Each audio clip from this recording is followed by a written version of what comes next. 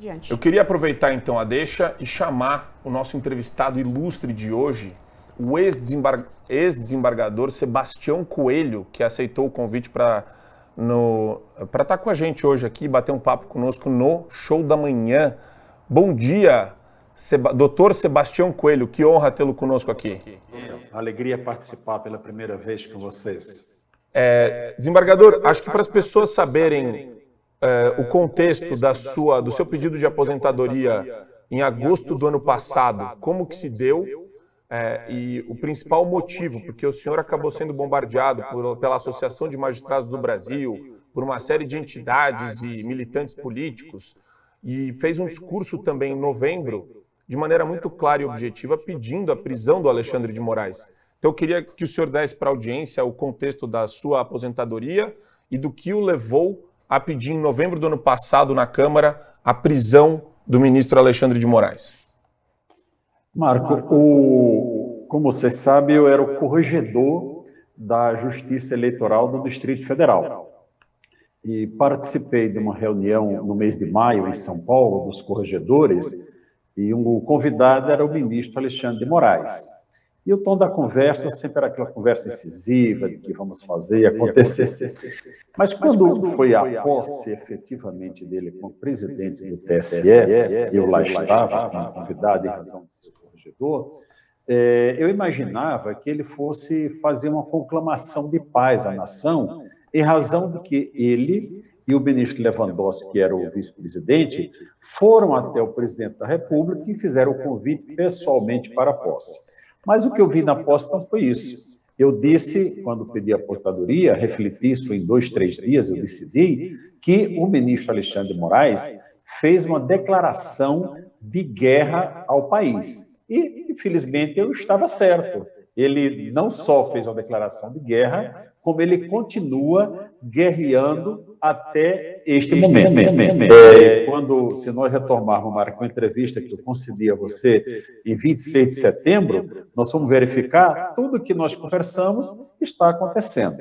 Quando eu estive eu fui lá no QG do Exército, na manifestação, passei um dia lá e falei e defendi a prisão de Alexandre de Moraes. Algumas pessoas ficaram surpresas, mas logo em seguida eu fui convidado para audiência pública no Senado e lá eu dei as razões. Eu disse, olha, o senhor ministro Alexandre de Moraes, ele comete crime de abuso de autoridade, ele comete crime de usurpação de função pública e ele comete crime de tortura. E expliquei tudo dentro da legislação. De lá para cá, as coisas só têm piorado, especialmente com o que está acontecendo com os fatos do 8 de janeiro que vocês estavam discutindo neste momento. Então, eu vejo assim, com muita tristeza, o Ministério Público teve as suas funções totalmente tomadas pelo Supremo Tribunal Federal e sem nenhuma reação. Deixou ser capturado a sua função constitucional e agora está querendo dar uma posição de força com relação àquelas pessoas do 8 de janeiro, senhoras que não participaram de absolutamente nada, que poderiam já ter feito um acordo de não persecução penal, nos termos do artigo 28A do Código de Processo Penal, e estar em casa cumprindo alguma obrigação, tipo prestação de serviço à comunidade ou coisa parecida, e não com a humilhação da tornozeleira eletrônica. Essa é a realidade do nosso país e a cada dia o Poder Judiciário, infelizmente, eu falo isso com tristeza, porque eu estive lá por 31 anos, 11 meses e 5 dias. Então, a cada dia nós nos surpreendemos, aliás, já não surpreendemos mais, né, Marco? Com decisões absolutamente arbitrárias dos tribunais superiores. Leia-se Supremo Tribunal Federal e Tribunal Superior Eleitoral. Geisiane, queria te passar a bola para fazer uma pergunta para o desembargador. Olá, primeiro, um prazer tê-lo aqui conosco, uma honra tê-lo aqui conosco. Bom, como a gente colocou muito bem aqui, o que a gente vê acontecendo depois dos demandos, né, dos desmandos todos do senhor ministro Alexandre de Moraes, a gente vê sempre essa síndrome do pequeno poder, como muito bem colocou aqui os nossos colegas, né? Ou seja, aqueles outros juízes das outras varas e instâncias menores se sentem à vontade para também abusar do poder, abusar da autoridade que o Estado, que a instituição confere a ele. Bom, diante desse cenário todo, a gente sempre bate aqui que a gente vê o Alexandre de Moraes nesse cenário como uma pessoa simbólica também, como um personagem simbólico. Então a gente sempre levanta que nós temos que ter uma pauta única e uma pauta que vai de encontro ao impedimento do Alexandre de Moraes. Porque ao tirar ele dali, ao ele ser impedido, já que ele vem cometendo uma série de imprudências, por assim dizer, ao abusar da autoridade, ele vem fomentando o movimento de síndrome do pequeno poder e vem ao mesmo tempo perseguindo a oposição de maneira ostensiva. Queria saber como que o senhor enxerga essa pauta de impedimento, de impeachment do senhor ministro Alexandre de Moraes. Bom, primeiro, Gesiane, cumprimento a você e dizer que o Alexandre de Moraes precisa sair do Supremo Tribunal Federal. Qual o caminho que nós temos? O Senado da República, o Senado. Mas o eminente senador Rodrigo Pacheco já declarou mais de uma vez que jamais tomaria uma decisão de abrir um processo de impeachment contra um ministro do Supremo Tribunal Federal. Então, os ministros do Supremo, eles estão absolutamente à vontade para proferirem as decisões que eles entendem que sejam as corretas, evidentemente, né? Mas contra a Constituição e contra as leis. Então, os senadores, eu vejo aí questão de lutar, de ir à rua e tudo, mas veja, nós elegemos os nossos representantes. Eles estão na Câmara e no Senado. Então, cabe a eles a linha de frente. A linha de frente. Eu fico preocupado quando vejo deputado, e alguns já falaram, inclusive para mim, olha, eu tenho que tomar cuidado para só falar na tribuna, porque ali eu tenho imunidade. Não. O artigo 53 da Constituição dá imunidade total ao parlamentar, por suas palavras e votos, não importa onde ele estiver, desde que seja em razão do mandato. Então, eu penso que deveria ter um movimento para que o Senado tomasse alguma providência. Não é possível ficar tudo isso na mão de uma pessoa quando o conjunto da sociedade entende que ele está agindo de forma incorreta ao não dar sequência aos pedidos de impeachment fundamentados que estão lá no Senado. A oposição tem trabalhado, mas, a meu sentir, teria que obstruir os trabalhos.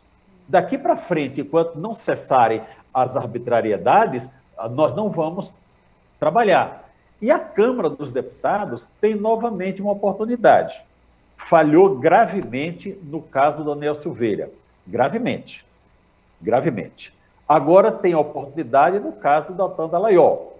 Você vai me dizer, mas e se a Câmara dos Deputados não declarar a perda do cargo com base no artigo 55 da Constituição, isso não poderá causar uma crise institucional? Sim. Sim, mas essa crise ela será necessária para romper com esse processo de abuso que está em vigor vindo das cortes superiores. Ou, ao contrário, os abusos praticados pelas cortes superiores, esse caso do Deltan Dallagnol, Adriles, vou te falar, um abuso completo. Aqui eu estou falando não é em off, eu estou falando de público, está sendo gravado para ficar gravado. Uma aberração jurídica. Aberração jurídica. Eu ontem encontrei com uma jovem no supermercado, ela me reconheceu, foi falar comigo, disse-me que era advogada e que tinha sonho de fazer concurso de juiz e não fará mais, por quê? Decepcionada. E o Supremo Tribunal Federal é o causador, a meu sentir, de toda essa crise, essa falta de credibilidade na justiça e gerando filhotes, como vocês acabaram de dizer, porque o exemplo vem de cima. O juiz ele segue a jurisprudência do Supremo Tribunal Federal. Se de lá vem um exemplo ruim, as pessoas que não têm lá muita força, vamos dizer assim, para enfrentar determinadas situações, acabam se deixando levar e praticando decisões como essa do humorista, que é uma decisão contra a liberdade de expressão. Adriles, você tem uma pergunta para o desembargador? Tenho. A gente estava falando exatamente dessa civilização do medo imposta por uma juristocracia, né? Como bem disse o Rui Barbosa, a pior ditadura do judiciário é aquela que prende. Agora, eu entendo o medo de pessoas comuns. Eu entendo até o medo de jornalistas como nós, que a gente pode ser censurado, eu fui censurado e pode ser preso a qualquer momento. Entendo o medo de influenciadores. O que eu não entendo, desembargador, é o medo de juristas. Medo de juízes, medo de advogados. Parece que há um consenso entre o mundo jurídico, tirando aqueles ativistas, né, de esquerda progressistas, de que existem abusos e abusos dantescos feitos pelo Alexandre de Moraes e pelo STF. Qual é a razão do medo desses juristas? Porque se houvesse um consenso e um movimento da OAB, de juristas, contrários a esse tipo de abuso, eu acho que a sociedade e a mídia teria que reverberar esse consenso de juristas contra esses abusos que estão solapando a Constituição. Qual é a razão do medo desses juristas? Eles têm medo de ser presos também, se eles falarem alguma coisa? Não. A principal entidade que deveria encabeçar essa luta seria a OAB. Sim. A omissão, o silêncio da OAB é uma coisa que me constrange. Olha, eu, antes de ser juiz, eu fui conselheiro federal da OAB. Conselheiro federal. Então, me constrange ver o silêncio da OAB com relação a todas essas arbitrariedades que estão sendo praticadas. Com relação ao juiz, o juiz da ativa, ele não pode se manifestar, ele não pode ter rede social, ele fazer manifestação pública, ele só pode se manifestar... Só os do STF. Só do STF que pode se manifestar hoje no Brasil. Veja, não deveria. É absolutamente impróprio. Não deveria. Esses dias, Marco, eu encontrei o ex-presidente Sarney, e enquanto pegávamos o elevador, conversei com ele um pouco, eu falei, presidente Sarney, eu tenho citado muito o senhor, porque o senhor falava da liturgia do cargo. E as autoridades do nosso país perderam o senso da liturgia do cargo. Ora, como é que 2 ministros do Supremo Tribunal Federal vão ao churrasco com o presidente da República, que, diante do contexto todo que nós estamos vivendo, isso é um escárnio com a população. Isso é dizer, olha, estou nem aí para vocês, aqui o que importa é o meu julgamento, o que eu acho do meu tribunal. Então, o Supremo Tribunal Federal, ele está completamente dissociado da população. Os juízes sofrem. No outro dia, eu estava vendo, depois de uma sessão do meu tribunal, a transferência de uma juíza para de uma vara criminal, uma juíza professora, pediu para ir para uma vara de família. Eu mandei uma mensagem, falei, amiga, o que houve? Ela respondeu só assim, pois é. Pronto, por quê? Como é que você, um juiz, que é professor, vai ensinar para os seus alunos uma coisa que o Supremo Tribunal Federal faz de forma absolutamente contrária? Então, o Supremo Tribunal Federal hoje é o fator de instabilidade do nosso país. Eu falo com toda tranquilidade. Senhores ministros, os senhores têm abusado de poder, têm exercido funções que não são próprias dos senhores. Os senhores ameaçam ao povo brasileiro com esses 2 inquéritos abertos desde 2019, que pode tudo, qualquer pessoa que falar alguma coisa, ao sentir da vontade do senhor ministro Alexandre de Moraes, ele pode ser colocado dentro desse inquérito. Por quê? Não tem motivo. Agora você está respondendo, agora você está incluído nesse inquérito. Então, isso é uma espada sobre a cabeça da população. Isso é uma ameaça constante à população. O Tribunal Superior Eleitoral, na decisão que proferiu contra o Dallagnol, não existe na legislação. Eu tenho visto, ultimamente, infelizmente, as pessoas serem punidas, porque quando você tira a rede social de um trabalhador da mídia, você está tirando o sustento dele, por suas opiniões. Então, eu tenho visto retirar por opiniões, o que é proibido pela Constituição, mas caçar alguém, tornar inelegível alguém, porque supostamente ele pensaria em tomar tal atitude. Então isso é um escárnio, isso não existe. E mais triste ainda, a população que está nos assistindo, é verificar que dentre 7 ministros, 7, o corregedor levou aquele voto, vamos dar o nome, Benedito Gonçalves, né? Fez aquele voto, explicou e tudo, e os demais demorou 1 minuto e 6 segundos do momento que ele terminou de falar e o presidente do Tribunal Superior Eleitoral, que é o Alexandre de Moraes, declarar o resultado do julgamento. Nenhum dos outros, vamos tirar o Alexandre de Moraes, mas nenhum dos outros 5 tinha alguma divergência, tinha alguma coisa para falar, mesmo que fosse para concordar com o Benedito Gonçalves, olha, eu concordo por isso, não, em silêncio. Onde nós estamos? Isso é uma vergonha, eu digo, para a população brasileira. E o que é que nós vamos fazer? Agora tem uma vaga do Supremo Tribunal Federal, que está aí aberta, e vocês estão noticiando os possíveis candidatos. Não é? Eu tenho ainda a esperança de que não ocorra, mas tudo é possível nesse nosso país. Mas nós não podemos parar. Nós temos que resistir, cada um à sua maneira. Vocês estão resistindo aí com esse programa e tantos outros que vocês participam. Eu resisto quando sou convidado, falando o que estou falando aqui. Agora até criei um Instagram aí, mas eu falo pouco para me comunicar também. Né? Então, eu, como disse a jovem aí, medo nós podemos ter, mas nós temos que enfrentar o medo. Se eu tiver medo de atravessar a rua porque os carros estão passando, eu vou ficar o tempo todo de um lado da rua, eu não vou chegar ao outro lado. Nós temos que vencer o medo. Nós temos que vencer o medo e tomar providências concretas. Em primeiro lugar, Congresso Nacional, Senado e Câmara dos Deputados, que está fazendo um bom trabalho, a Câmara dos Deputados. E vamos ter esperança de que essa CPI do 8 de janeiro realmente apresente algum resultado.